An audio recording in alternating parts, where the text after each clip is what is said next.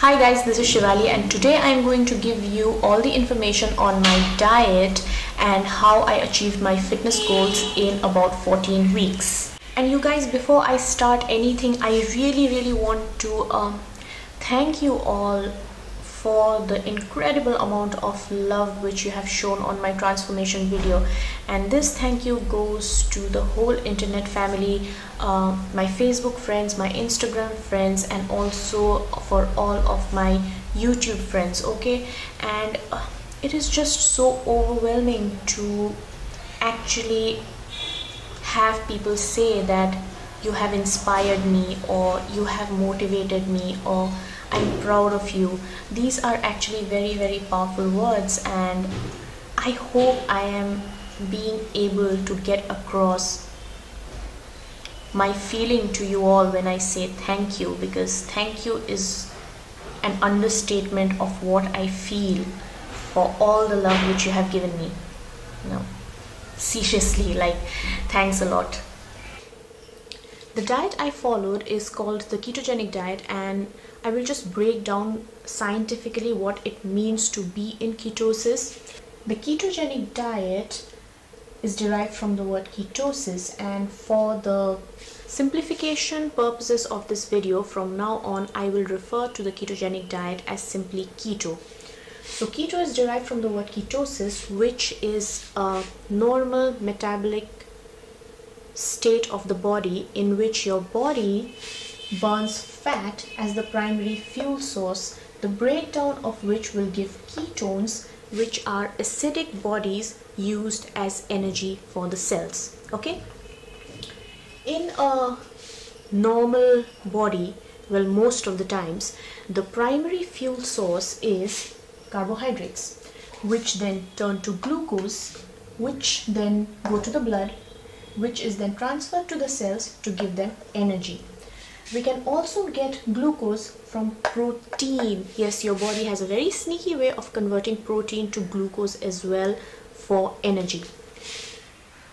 On keto, you are basically forcing your body to run on fat by depriving its supply of carbohydrates and moderating protein. When this diet is combined with a caloric deficit, now what I mean by caloric deficit, I mean eating less than you are burning. That is the meaning of being in a caloric deficit. This will result in fat loss. Now for the next part, how to do keto. Here I'm going to use myself as an example to explain the macros, macros meaning protein, carbohydrates and fat ratio you need to calculate in order to do keto. Okay, now I was following around approximately a 1350 calories diet. Okay, and this number is very important if you are serious about achieving your goals. Okay, whether it is you want to gain weight or whether it is you want to lose weight or whether you just want to maintain your weight, this number is the starting point for all of you. I will get in a future video if you want to know how to calculate your daily calorie requirement, but today I just want to focus on the diet. And this number will be different for everybody. This number will depend on your basal metabolic rate, it will depend on your activity factor and your lifestyle. Okay, there are a lot of things you need to consider before zeroing in on your calorie requirement. Okay, so now let's work with this baseline. So I was on a 1350 calorie diet.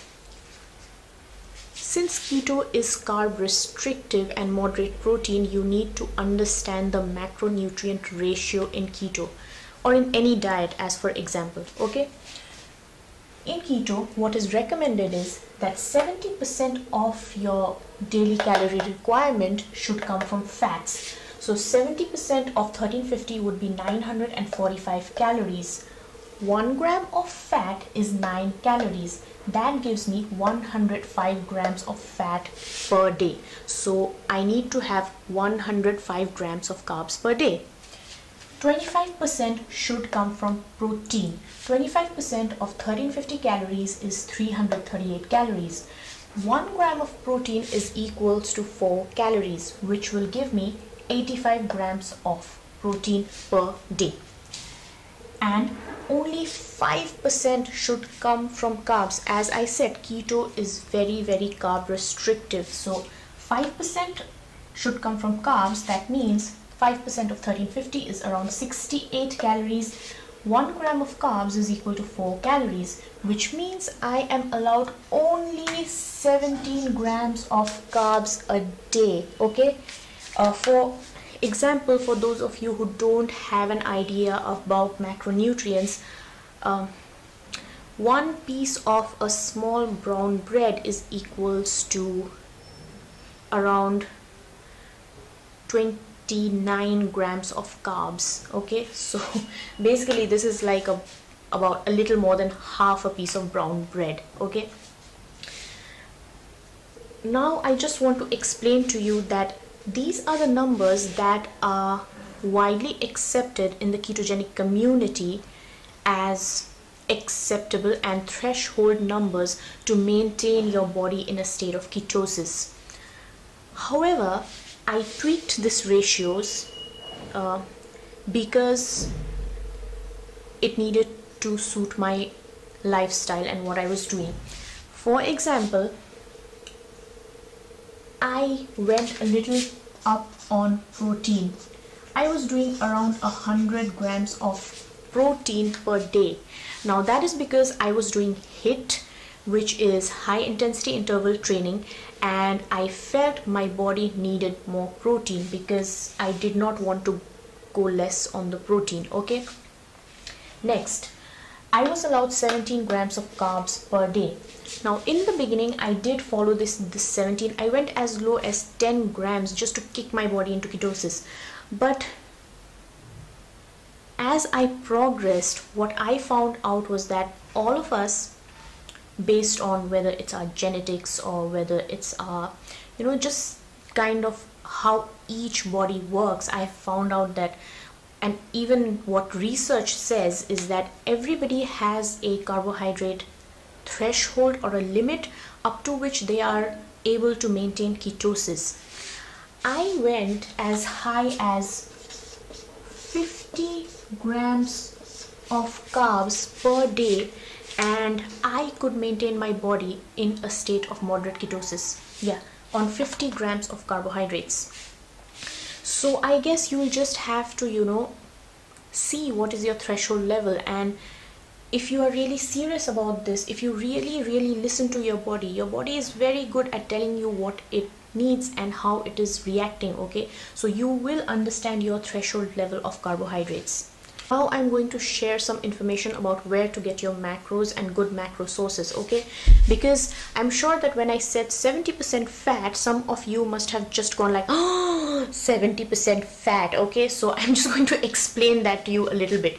When I say 70% fat, I don't mean drink oil. I don't mean that. Okay, and please don't use it as an excuse to eat bacon wrapped sticks of butter, although it tastes very good, but don't do that. Okay, when I say fat, I mean good fat sources, and good fat sources are avocados, olive oils, nuts, seeds, eggs, etc. Okay, some good sources of protein would be organic meats, organic eggs, dairy, especially good quality organic cheeses, and also yogurt. And yogurt is very important because it has probiotics. It has the good bacteria, so that it will go in your gut and help you digest. Okay, digest whatever you're eating, and you'll not have a lot of gut issues. So please have your yogurt.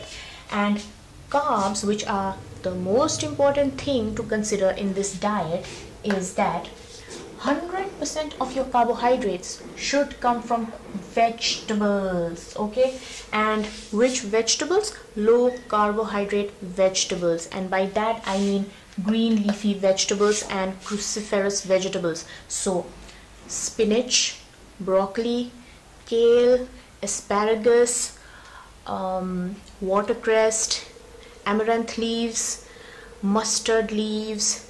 So any leafy vegetable is good, and also any cruciferous vegetable is good. And I cannot stress this enough, you guys, that how important it is to do vegetables, and a lot of vegetables in keto. Why? Because we need our vitamins and minerals. Okay, just think about this.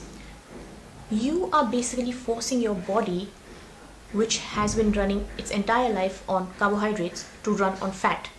It's basically like asking your car that runs on diesel to run on gas. So your body needs a lot of nutrition, a lot of enzymes to help it easily break down that fat. Okay, when you are on keto, you will need more vitamins and minerals. You need to amp up your nutrition so that it does not put a lot of stress in your body. Because if you are out of whack on your minerals, by which I mean potassium, magnesium, calcium, sodium, you are going to feel really out of whack during your fitness period, okay, fitness achievement period, and you will be hit by something known as the keto flu. The keto flu is basically a period where your body is transitioning from being a carbohydrate or a glucose burner to a fat burner. And that period is going to be very difficult and quite stressful if you are low on your vitamins and minerals. So please, this is my number one recommendation, that please do a lot of vegetables on keto. Because I went low on vegetables like in the beginning, and the keto flu hit me hard. Okay, it hit me, and it hit me hard.